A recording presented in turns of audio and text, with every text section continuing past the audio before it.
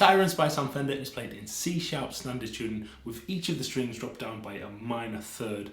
We're going to be looking at this song here in standard tuning so you can learn it without having to detune your guitar. But if you do want to jam along with the track, you will have to detune by a minor third. The intro for the song starts off with a single strum of a B power chord. Got first finger, second fret of the A, third finger, fourth fret of the D, and the pinky finger on the fourth fret of the G. And we're just going to hit that for a whole bar and leave it to ring. And then the kind of main riff kicks in from there. We've got the B power chord again, but we're going to play it down, down. We're actually coming in on the 1 and here, so it goes 1 and 2.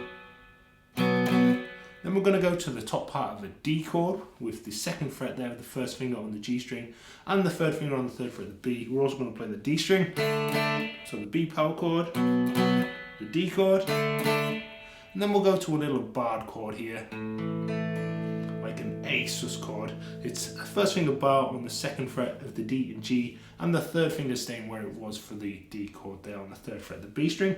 And we have the A string open as well, and we'll hit that twice. So B, D, A, and then we're going to hear the open strings as we transition to a G chord. So slowly we have the B, the D, the A, and the open strings as we transition to our next chord there.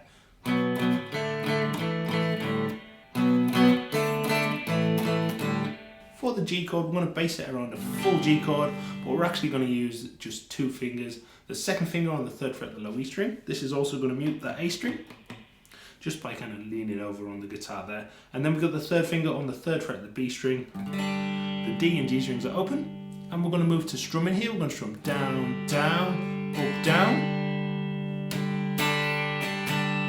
So 1, 2, 3, and 4.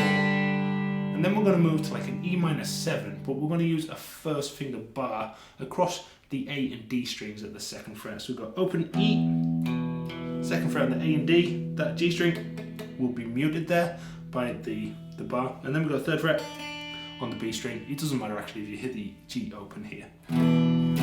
This is our next chord, E minor 7. We're going to strum up, up, down, down, down, up, down, down. So that strumming pattern slowly on the G we start with down, down, up, down, and then on the up we swap to that E minor chord, up, down, down, down. So G, E minor.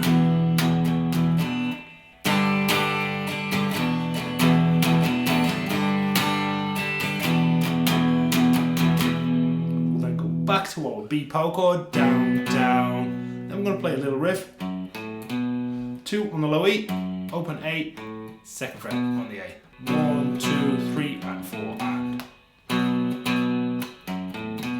So the whole riff slowly is the B chord on the 1 and 2, D, the A chord, the open strings as we transition to a G chord, down, down, up, down, and then to that E minor 7 chord, up, down, down, down, to the B power chord, 1, 2, 3, and riff.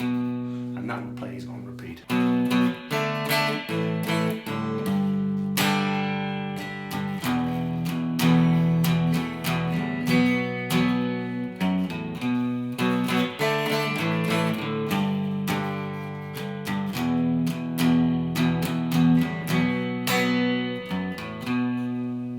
I'm more up to speed.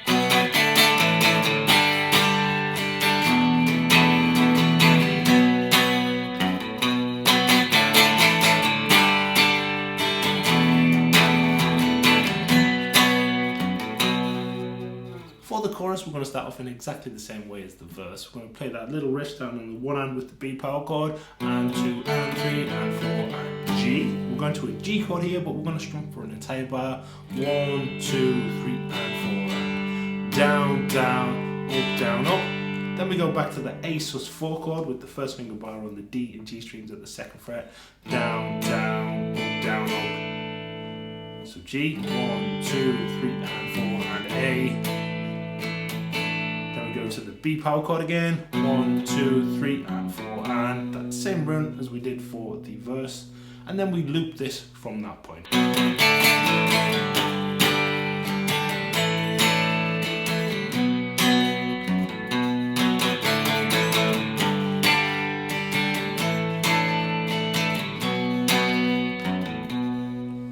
very last time through is exactly the same, only when we get to the final B chord, we just hit it once and let it ring out like we did for the intro.